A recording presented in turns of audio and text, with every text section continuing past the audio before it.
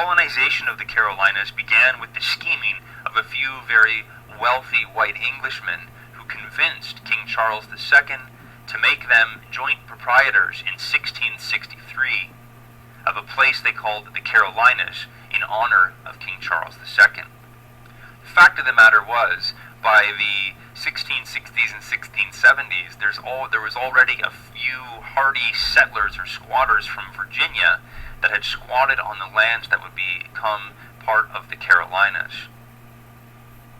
The proprietors, those individuals given the proprietary rights of the colony in 1663, provided these settlers with a governor and a representative assembly.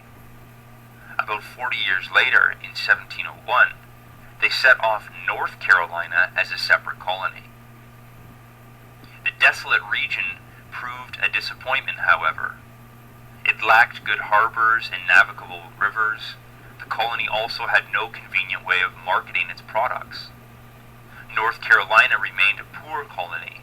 Its sparse population engaged in general farming and the production of boat masts, tar, and things like turpentine. The southern portion of the Carolina Grant, however, held far more promise. By the 1680s, the colonists had established the center of economic, social, and political life at the confluence of the Ashley and Cooper rivers, naming the town Charlestown, once again in honor of the king. In order to govern the colony, a fundamental constitution was drawn up by none other than John Locke.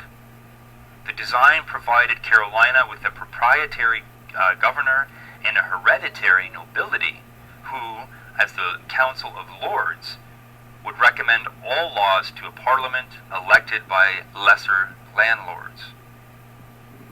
But the fundamental constitution met the same fate as other very lofty dreams for America, as we will see in the next few lectures. Instead of peacefully observing its provisions, or its guidelines, most of the Carolinas plunged into economic and political wrangling, did what they wanted to do, despite the law.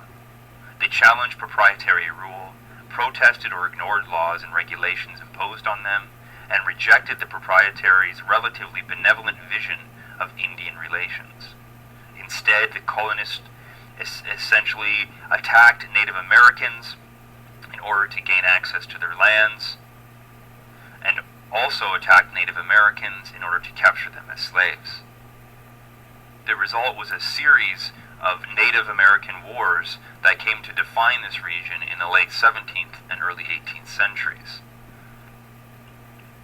Essentially, the settlers of the Carolinas followed the lead of Virginia around the notion of creating crash crops that would be tended by African slaves.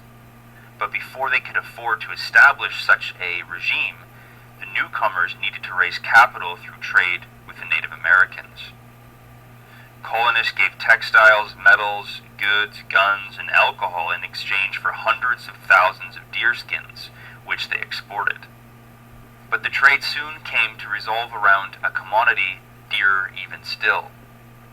As did most peoples throughout this history, southeastern Indians sometimes made slaves of their enemies. Carolina's traders vastly expanded this existing slave culture by turning captives into prized commodities. Convinced that local Indians were physically weaker than Africans and more likely to rebel or flee, colonial traders bought slaves from Indian allies and then exported them to other mainland colonies or to the Caribbean. They found eager native partners in this business. Contact with Europe had unleashed phenomenal changes in interior North America. Epidemics ruined one people and gave advantage to another, as I've already addressed. New commercial opportunities sparked fierce wars over hunting and trading territories, and many thousands of Indian families became displaced and had to rebuild their lives somewhere new. The chaos, conflict, and movement gave enterprising Indians ample opportunity to enslave weak neighbors and stock Carolina's slave pens. To To ensure a steady supply of slaves, Carolinian merchants courted a variety of Indian allies during the late 17th century and early 18th centuries, and encouraged them to raid Indians in Spanish Florida. By 1700, Florida's Indian peoples were in sharp decline, and Charlestown slave traders turned to the large and powerful Creek, Choctaw, Chickasaw, and Cherokee confederacies of the interior, encouraging them to raid this region in order to extract native slaves. Before long, the slave wars had a momentum all of their own, extending as far west as the Mississippi River. Even native peoples who deplored the violence and despised the English felt compelled to participate, or else they too might become victims. The result of the intrusion of these raiding Native American slave war parties reduced the Spanish position by 1706 to a point of complete utter disarray in Florida. That year, in 1706, Spanish authority was once again confined to the location of St. Augustine, as you can see on the bottom right-hand map, and its immediate vicinity. Within another 10 years, most of Florida had been depopulated of Indians because of the slave raids.